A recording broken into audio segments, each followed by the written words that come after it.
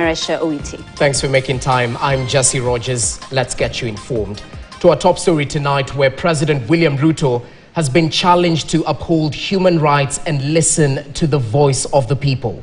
King Willem-Alexander of Netherlands, who is in Kenya on a 4-day tour, called on President Ruto to devote attention to human rights, good governance and accountability. Well, this is coming at a time President Ruto has been facing criticism over allegations of human rights violations after the anti-government demonstrations witnessed in June last year that led to the death, abductions and enforced disappearance of Kenyans. Jeff Kirui starts us off. President William Ruto on Tuesday hosted the Dutch royal family at State House, Nairobi.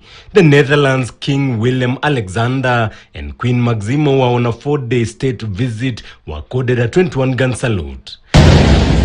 And although in the country under the invitation of the Kenyan government, the king made clear the position of Netherlands on matters human rights and freedom of expression. The people of Kenya, like those of the Netherlands, want their rights as free citizens to be respected and their voices to be heard. This coming at the time President William Ruto is facing allegations mostly from the youth on human rights abuses in the country. More than 300 Kenyans emailed the Dutch government to cancel the visit, accusing President William Ruto of human rights violation during the Anti-Finance Bill 2024 protest that resulted in deaths, arbitrary arrests, abductions and forced disappearances. I'm pleased that our country's strong and mature relationship allows us to devote attention during this visit to issues like human rights, good governance and accountability. We're grateful to have the opportunity to discuss the concerns that exist in these areas. However, despite receiving the emails and 20,000 petitions to reconsider the visit, the Dutch government reiterated that the visit will cement diplomatic ties between Kenya and the Netherlands. We attach great value to our cooperation with Kenya. This visit shows just how closely our interests are aligned and how strong our ties have become.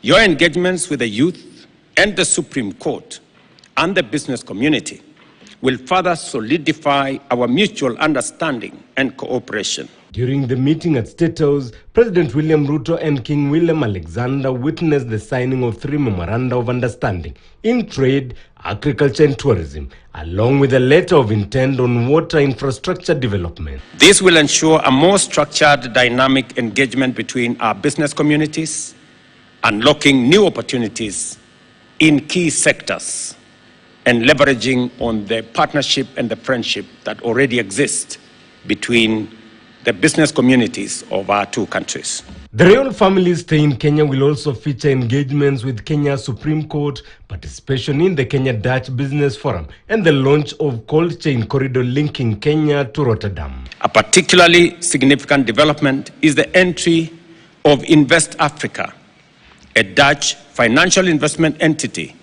into the Kenyan market, which will provide much-needed capital to Kenya's private sector and expand financial access for businesses looking to scale in the East African market. Kenya and Netherlands seek to mutually deepen relations that will revolutionize export markets by reducing transit time for products and also creating job opportunities.